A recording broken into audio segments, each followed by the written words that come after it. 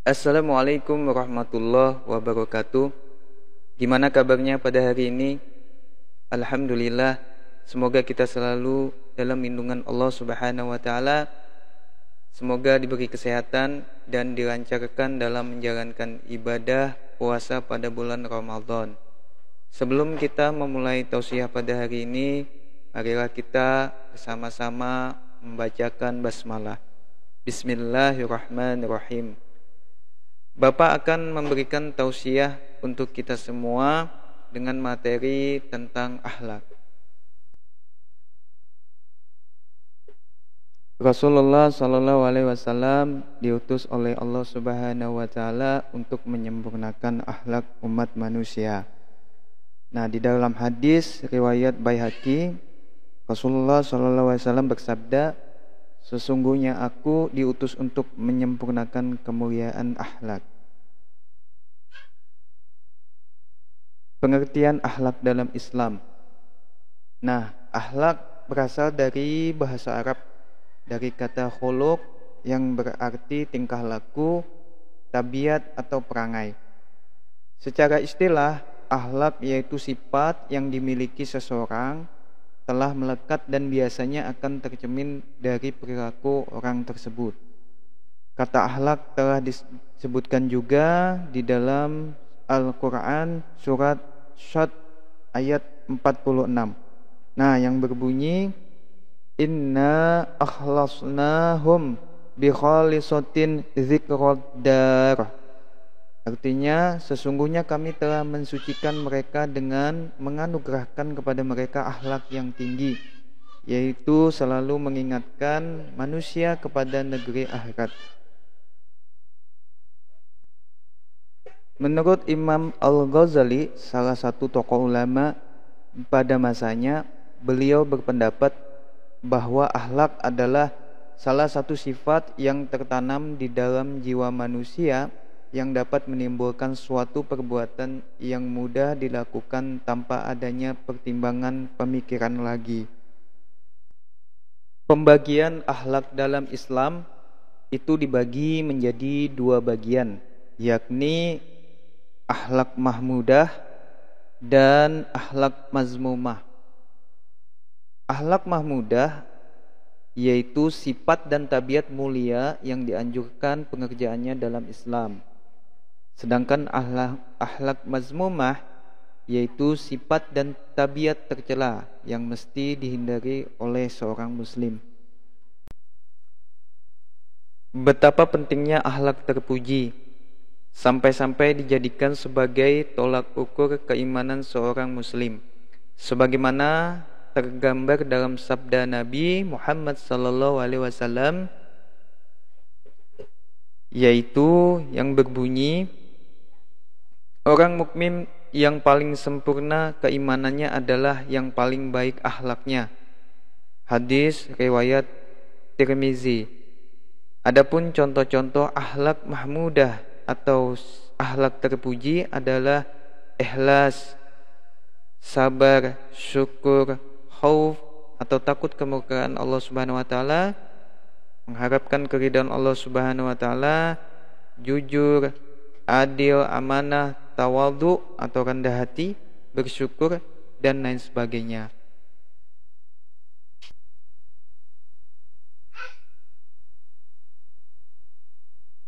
Kita masuk pada akhlak mazmumah atau tercela.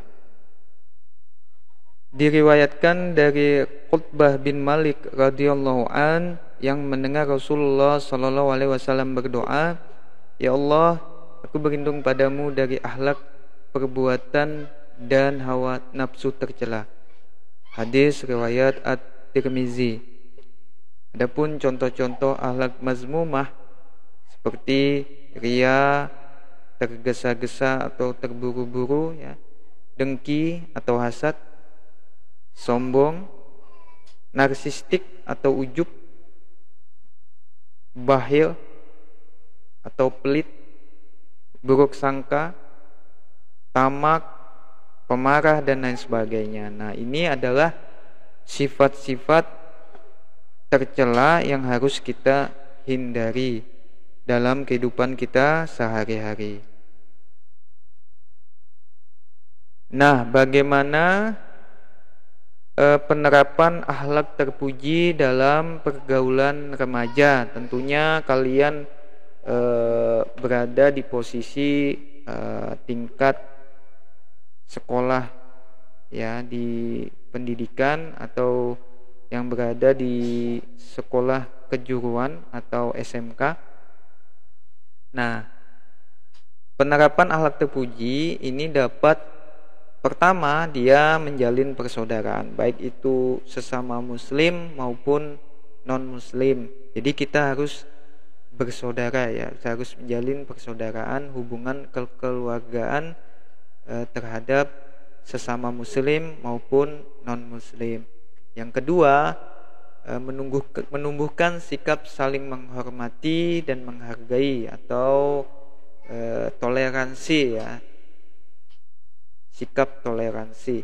Nah, yang ketiga, bijak dalam menggunakan media sosial. Jadi bagaimana akhlak kita untuk menggunakan media sosial, apakah itu Facebook, WhatsApp, YouTube dan lain sebagainya, yang mana media sosial tersebut itu memberikan informasi positif dan negatif. Nah, itu tergantung kita yang memilih dan memilah mana yang bermanfaat dan mana yang informasi yang mengandung mudarat bagi kita. Kemudian membiasakan perilaku terpuji dalam pergaulan remaja. Nah, yang pertama itu melaksanakan ibadah secara istiqomah. Maksudnya di sini itu istiqomah adalah secara terus-menerus ya. Walaupun ibadah kita itu sedikit, apabila kita kerjakan dengan terus-menerus atau istiqomah, itu lebih baik daripada banyak beribadah namun banyak juga yang bolong-bolongnya, atau kadang ibadah kadang tidak. Nah, orang yang istiqomah itu lebih baik daripada orang yang diberikan Allah Subhanahu wa taala 1000 karomat atau 1000 karomah. Nah, jadi istiqomah ini lebih hebat daripada orang yang diberi karomat 1000 karomat oleh Allah Subhanahu wa taala. Nah, yang kedua, menutup aurat. Nah, ini bagi wanita ya, dia menutup aurat, dan juga laki-laki sama juga menutup aurat. Untuk wanita itu yang diperlihatkan auratnya itu dari muka, telapak tangan dan telapak kaki. Nah, itu yang tidak aurat. Selebihnya aurat. Untuk laki-laki dari bawah pusat, dari pusat sampai lutut ya. Nah, untuk laki-laki auratnya. Kemudian yang keempat itu adalah menjauhi perbuatan zina. Yang kelima, mengajak untuk berbuat kebaikan. Jadi sebagai seorang muslim, kita harus mengajak teman kita dalam kebaikan secara ikhlas dan secara sabar. Kalau ada teman kita yang kita nasihati tidak mendengarkan atau acuh terhadap nasihat kita, jangan berputus asa untuk terus kita memberikan nasihat kepada teman kita. Kemudian yang keenam, mengisi waktu dengan kegiatan yang bermanfaat. Nah, di bulan Ramadan yang penuh berkah ini, kita isi waktu kita itu dengan amalan-amalan ibadah yang bermanfaat, seperti membaca Al-Quran atau tadarusan Al-Quran, kemudian bersedekah, i'tikaf di masjid,